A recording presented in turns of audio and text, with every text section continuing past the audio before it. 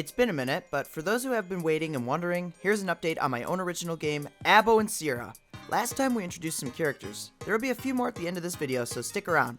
Keep in mind this is very early progress for the game, so some things may change, but here are the bones. Obviously I take a lot of influence from my old rare game favorites like Banjo-Kazooie and Conker. And while I've played a lot of modern day platformers, they just don't seem to capture the elements I love of these games, so no matter how long it takes, I will be pushing and refining until it feels right in every aspect. Today I'm going to start by showing you Abo's house cave. Abo, being a Yeti, lives on an ice mountain with Cera. Here's the outside, and when we go inside, the furnishings aren't complete. I just have a few things placed in here. The main thing being their own video game console with a retro CRT and beanbag chair. This is where they do their gaming. Then they have a bed to sleep on. Pretty bare bones, but you get the idea. Moving outward, let's take a look at the main collectibles of the game. Abo and Cera love coffee and donuts. The coffee serves as your health in the game, and by collecting cups, you'll regain any health lost. If you happen to find a full coffee pot, you can expand your health further. To go along with this, we have our health icon. This will float in the HUD on the top left, and when you have full health, it's happy. And as you lose health, their faces get progressively more and more sad. I always loved this in the original Banjo-Kazooie and wanted to incorporate that idea in my game. Following the coffee, we do have donuts, and donuts function as a collectible we need to progress to new worlds. Biggie Augie, the fat ogre, serves as a level guard.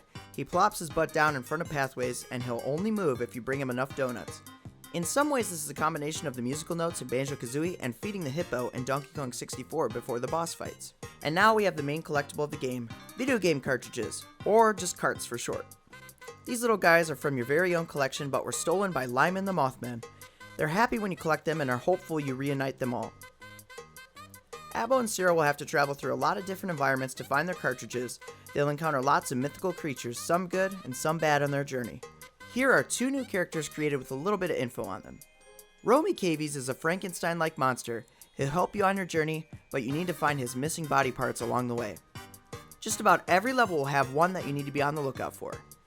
This currently unnamed character is a guerrilla director who, with his team, can outfit you with the latest in VFX and film industry technology to give you a prop that can help you on certain tasks within a level. He'll have so many different items to give you, so be ready for some creative stuff. That pretty much sums up the update, but before I go, I wanted to at least share something of a little more substance. So here's a bit of early gameplay. The gargoyles in front are Lyman's minions, and we're currently testing out enemy AI. More on that later. Abo and Cera have their basic movements completed. Running, jumping, crouching, and you can also backflip from crouching. Ground pound out of the air, and if you're running, you can do a roll attack. On top of this, if you're standing still, you can whack enemies. Jumping on them will also work. This has been an update on where the game's at. Obviously, it's still very early, but in the near future, I'll be happy to share some of Abo and Cera's special moves. Until next time, have a good one.